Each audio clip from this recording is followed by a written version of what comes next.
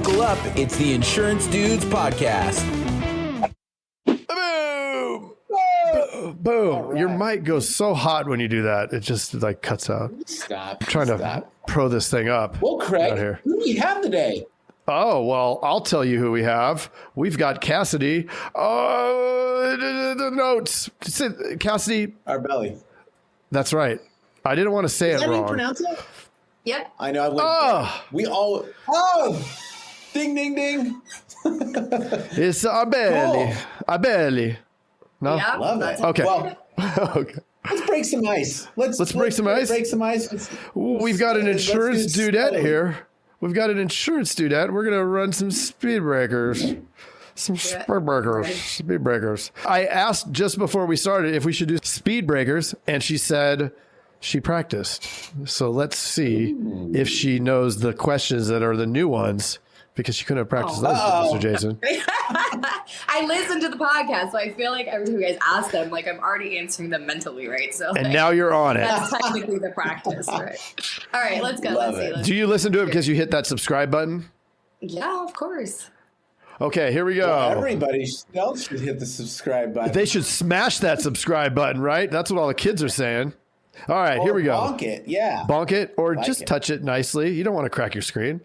Here we go. Cassidy, have you ever had a mullet? No. It would really be good if you rocked a mullet. And I'm thinking the ones with the little lines in the side, like Florida style. Yeah. I actually saw somebody with a mullet like a couple days ago, and it was braided in the back.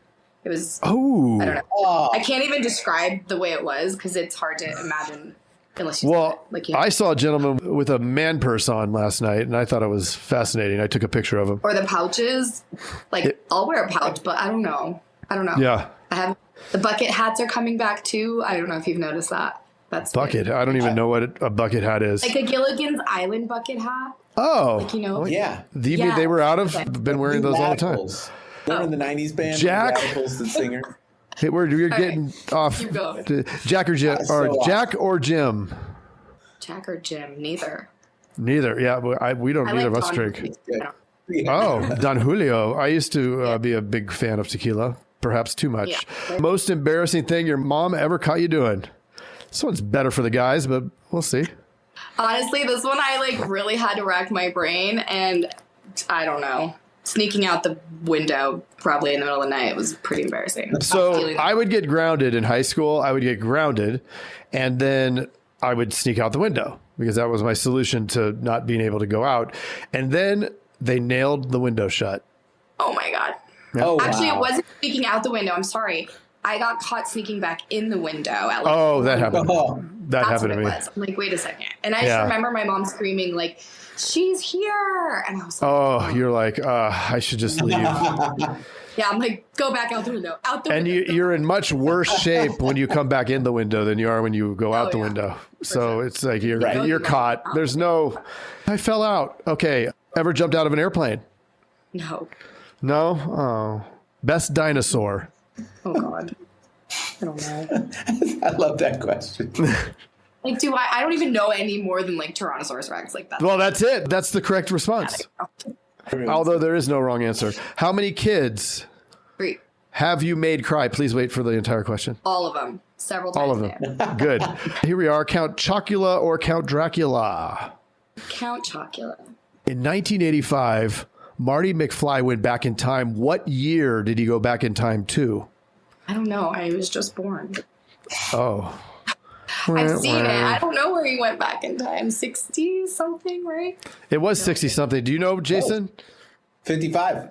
Oh, it was 55. 55 is the correct answer. It had been early 50s or early 60s, late 50s. For the sake of speed, I'm going to skip the bonus question because that one won't be known. What kind of car was Kit? Do you know who Kit is? No. Oh, God. This is Michael, should I use the ejection seat? Trust me, it's more embarrassing that Craig even asked the question than it is. Someone. How about this? Do you know what country David Hasselhoff is huge in? Do you know who David Hasselhoff is? I do. Okay, come on. I'm not that young. Baywatch, yes. But he was on another show too that right? Yes, Knight Rider. That's the one that had Kit. Oh, okay. Well, there you Craig's go. a huge fan. He's got big time. Hasselhoff underwear. Yep. Yeah. Okay. Wow. Final question. No. Dogs or cats? Dogs. Tacos or burritos? Nice. Tacos. Trump or Biden? Neither. Neither. And since it wasn't in this group of questions, what's the fastest speed you've ever driven? Probably about 215. I got really lucky. What? Yeah, I got to test drive a bunch of cars on a racetrack out here. Wait, you drove 215? Yeah, it was so cool. Like Miles I per hour doing or this kilometers? that day. No, on miles. Like I was invited and I didn't know I was going to be doing this. And so I was in like this dress and heels and we test drove a bunch of BMWs on a racetrack out here. It was so fun. So awesome. Where do you live? Las Vegas. Las Vegas. Oh, We okay. have the Motor Speedway That's here. just but we did that's it just on a speed weekends. limit there.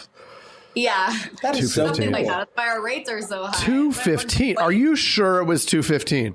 Yes, it was very, very fast. I'm telling you. That is very, very fast. And I was in Well, you heels. Like, win. that was the best part. You win. You won.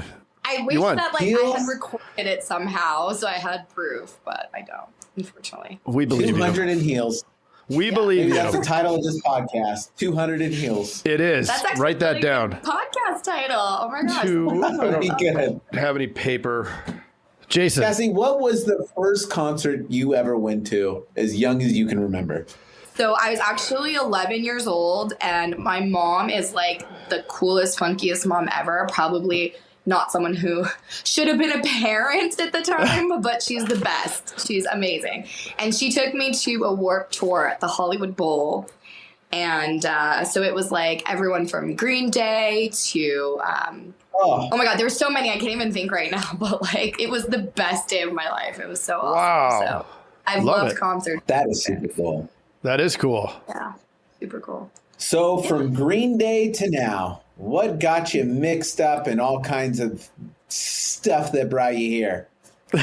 Yeah, I mean, that's a really loaded question. It's very broad. I'm going broad. I got recruited into the insurance business about a decade ago. And ever since then, I just like fell in love with the industry, which I never thought I would be. Like I always say, like when I was little, I did not play with my dolls trying to sell life insurance. Just not what I didn't. Did you? I mean, I don't know. Maybe you did. Love right? playing with my dolls, having them sell life insurance. And I started in the captive world with State Farm and loved it. Loved the culture, loved the people. Still some of my really, really good friends that I've made. And about 3.5 years ago, I would say, I moved into the independent side, and I just like really love it. I love residual income. I love the game of selling policies, especially big ones. I love seeing my team get financial security and stability in their life, and the loyalty and the culture that we've built. So it's a lot of things that don't have anything to do with insurance, right? It's kind of business in general. I'm obsessed with business. Well, that's the fun part of it. Yep. Yeah. But it's all I also can the say part about that I that. think a lot of insurance agents also don't like look at or embrace or have as a focus or priority. I think that there's a lot of people who get into this industry and they don't always run it like a business. They kind of just run it like a job, unfortunately, where we become glorified employees a bit. And I feel very lucky to have been able to then take the profit from the residual income and the agency growing and things to open a business almost every year since about 5 years ago. So we're up to 5 different ventures and businesses now. And if it wasn't for insurance and that stable income, I would never have been able to do what I've done in this amount of time. Okay, so I want to go from how did you get into your first State Farm seat? And then how did you progress from that position and then into every year opening a business, and what were they? I want to see that. That's what I was going to ask. Yeah, absolutely. Oh. So year one, you kind of go in.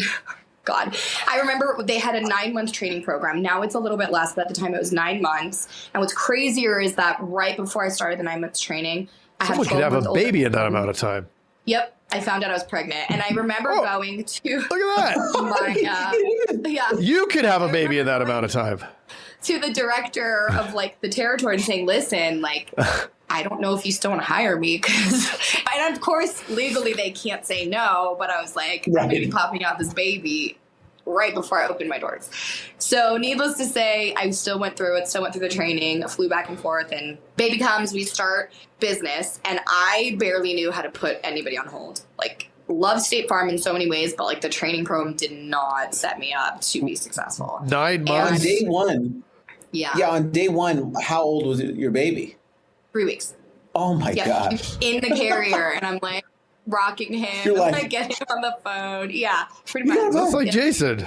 Yeah, that's what it was like, 100%.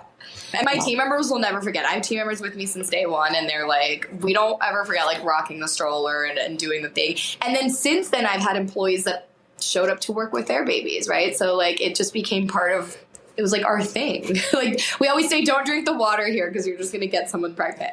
But that progression kind of started with internet leads like everybody else, and, you know, kind of just doing what everyone else is doing because we had no idea what we were doing. And luckily I had parents who were entrepreneurs. I worked in my parents' businesses growing up. I had degrees in business psychology and different things like that. And so I felt like I had some more background and some more skills, and I was able to really bring in business foundations. And I was tracking things and I was automating things like way back when, and started processes right away and streamlined those. And so with that, I started noticing what was bringing us a return on investment, what was making us money, what activities we need to be doing to scale, how to get more out of each employee and team member than just trying to hire a bunch of people and wish and hope that they work out. And so with that, we started eliminating internet leads. We started going after commercial business. We were referral based only. And it wasn't easy. It's not that it wasn't painful at first, but like I was really going for the health of a long-term business than just trying to do what the next trend was, than just trying to follow what everyone else was doing. I really woke up and was like, what do I want my business to do for me? Instead of me constantly working for this business to thrive and survive, right? Like, this is not why I started this. I wanted freedom. I wanted financial security. I wanted a business that's a franchise. It's supposed to be turnkey in a way, right? And I built that. And I think every year it was just about growing more and stopping to do the things that were not making us money, and also the things that weren't bringing us joy. So eliminating some of the type of clientele we didn't want, focusing on what we did want, and the whole team was on board. I think that as a leader, you've really got to point to the horizon and be like, yo, you coming with me or not? Because this is where I'm going. And having that kind of culture and mentality really got the team to jump on board. And the ones that were not ended up leaving, and the ones that were are still with me today. So that's the Jesse Pinkman leadership. Yo, you coming with me? Sorry. Yeah. Like, get on the boat because we're leaving. And this is where we're going. Like, either grab a paddle, start rowing. And so year 5 is where I think a lot of things turned around. Super comfortable and was ready to just do something else, do something, add on to whatever I was already doing, and really wanted to check that I had the formula of what I think business needs right. And so I went into another business venture, and then another one, and another one. And that's kind of where we're at here. I mean, this is like a really long story that I can make really dragged out. But what's been great is just understanding, too, the conversations I have a lot with people is like, insurance is not the end all be all. It doesn't have to be. It could be. That's not a bad thing. But like, you guys have podcasts now. Like, there's so many things that we can do. And it can be the thing that allows you to grow and do what you really love. Yep. And now I'm helping other female insurance agency owners get that too. And that's been like my dream forever. So I love that. And let me boil down some of what you said, because I think it's really important. You came in not knowing how to put somebody on hold, and now you say the words of somebody who's pretty experienced in business. And it is interesting that many agents come in ill-equipped to run a business.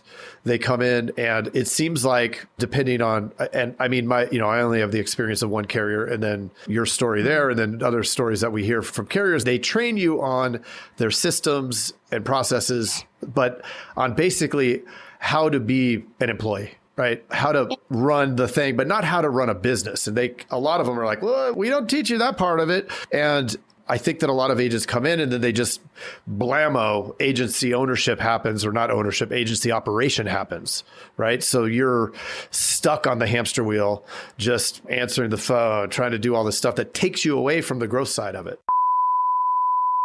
To be continued. Hey, Jason. Yes, Mr. Craig. That was another awesome episode, wasn't it? Mm-hmm.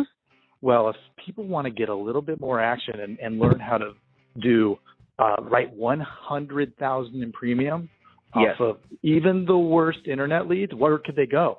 They can go to live.teledudes.com. Ooh, that sounds exciting. Are we going to be there? Yes, it's a weekly call that we're doing right now it's live, and it will show you the process. The entire process is super awesome. I love it. Let's do it. Let's do it. Sign up right now, live.teledudes.com. Live.teledudes.com. That's live.teledudes.com. Hey, Craig, there's a new community that we are starting that I cannot wait to tell everybody about.